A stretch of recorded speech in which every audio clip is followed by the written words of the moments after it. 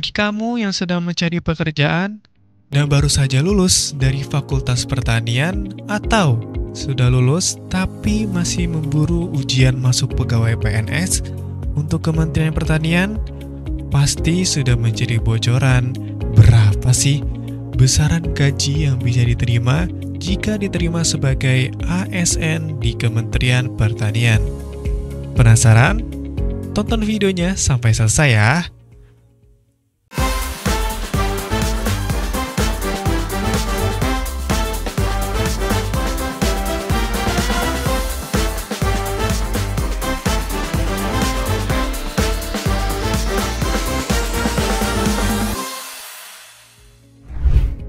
Menjadi PNS adalah impian banyak orang.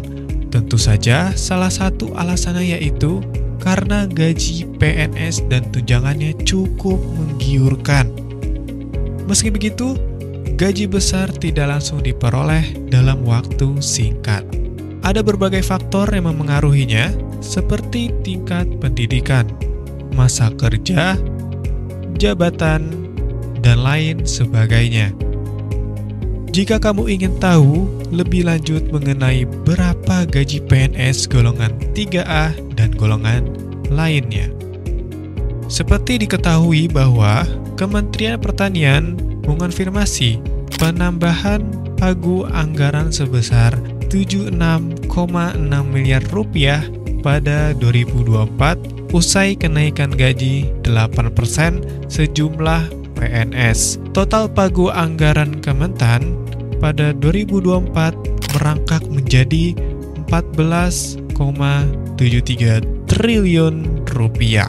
Untuk lulusan pertanian, Kementan sendiri membuka 11 bidang formasi yang mencakup berbagai aspek penting dalam sektor pertanian. Bidang formasi tersebut antara lain ahli pertanian, ahli perikanan, ahli kehutanan, ahli tanaman pangan, ahli hortikultura, ahli peternakan, ahli ilmu tanah, ahli ilmu hama dan penyakit tumbuhan, ahli teknologi pangan, ahli agribisnis, dan terakhir, ahli komunikasi pertanian. Namun, untuk dapat mendaftar CPNS pertanian di Kementan, pelamar harus memenuhi sejumlah persyaratan yang telah ditetapkan, seperti warga negara Indonesia, berusia minimal 18 tahun dan maksimal 35 tahun pada saat pendaftaran, memiliki ijazah sesuai dengan kualifikasi pendidikan yang dibutuhkan, memiliki indeks prestasi kumulatif IPK minimal 3 untuk sarjana dan 3,25 untuk magister atau dokter. Selain itu, keterampilan yang relevan dengan bidang pekerjaan yang dilamar juga menjadi salah satu persyaratan penting, seperti penguasaan bahasa asing, teknologi informasi, dan manajemen proyek. Tak kalah pentingnya, melamar juga diharapkan memiliki akhlak yang baik dengan menunjukkan integritas, profesionalisme, netralitas, dan loyalitas sebagai aparatur sipil negara. Terus, berapa kisaran gaji jika diterima sebagai PNS di Kementan ya? Gaji PNS terbaru berdasarkan golongannya yang dihitung dengan penambahan 8% dari gaji sebelumnya terdiri dari 4 golongan. Golongan pertama, golongan 1A sampai golongan 1D sekitar Rp1.600.000 hingga Rp2.900.000. Golongan kedua, golongan 2A sampai golongan 2D sekitar Rp2.100.000 hingga Rp4.100.000. Golongan ketiga, golongan 3A sampai golongan 3D sekitar Rp2.700.000 hingga Rp5.100.000. Golongan keempat yaitu golongan yang terakhir, golongan 4A sampai golongan 4E, sekitar Rp3.200.000 hingga Rp6.300.000. Selain gaji bulanan dengan nominal tetap, PNS juga akan mendapatkan berbagai tunjangan, mulai dari tunjangan jabatan hingga tunjangan keluarga. Lebih jelasnya, berikut rincian jenis tunjangan yang diterima PNS. 1. Tunjangan kinerja. Menjadi seorang karyawan pasti dinilai dengan seberapa capable kamu dalam bekerja. Nah, dalam PNS juga demikian.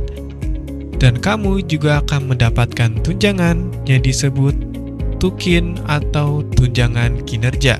Besaran tukin berbeda-beda di setiap instansi dan ini tidak diatur secara pasti dalam aturan khusus. Misalnya saja, dalam instansi Kemenkeu, pegawai yang sudah bekerja selama 27 tahun akan mendapatkan tukin hingga nominal Rp46,95 juta. 2. Tunjangan suami atau istri. Tunjangan suami atau istri diatur secara resmi dalam PP nomor 7 tahun 1977 pasal 16. Besarannya adalah 5% dari gaji pokok bulanan pegawai. 3.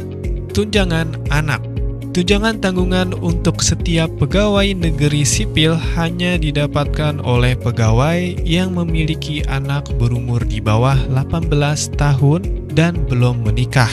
Jumlah anak yang ditanggung oleh pemerintah maksimal 3, termasuk anak angkat. Besaran tunjangan anak adalah 2% dari gaji pokok pegawai. 4. Tunjangan makan. Terdapat 2 aturan khusus untuk tunjangan makan. Pertama adalah Peraturan Kemenkeu Nomor 72 PMK 05/2016 tentang besaran tunjangan makanan berdasarkan kehadiran pegawai dalam 1 bulan. Satu lagi alasan mengapa pegawai negeri sipil yang memiliki jabatan tertentu di bagian struktural memiliki gaji tinggi. Hal ini dikarenakan terdapat tunjangan jabatan yang nantinya akan diberikan sesuai dengan tingkat golongannya. Berikut rincian besaran tunjangan jabatan di beberapa golongan PNS. Sebagai informasi tambahan, PNS juga menerima gaji ke-13 dan THR secara rutin. Dengan adanya lulusan pertanian, termasuk calon CPNS pertanian yang berkualitas dan kompeten, Kementan dapat meningkatkan produktivitas dan kesejahteraan petani, nelayan, serta masyarakat pedesaan lainnya. Selain itu, kehadiran CPNS dengan latar belakang pertanian seperti CPNS pertanian juga diharapkan dapat membawa inovasi dan solusi terbaik dalam menghadapi tantangan dan perubahan yang terjadi dalam sektor ini. Untuk itu, bagi para calon pelamar CPNS di bidang pertanian, diharapkan untuk memanfaatkan kesempatan ini sebaik mungkin dengan mempersiapkan diri secara matang.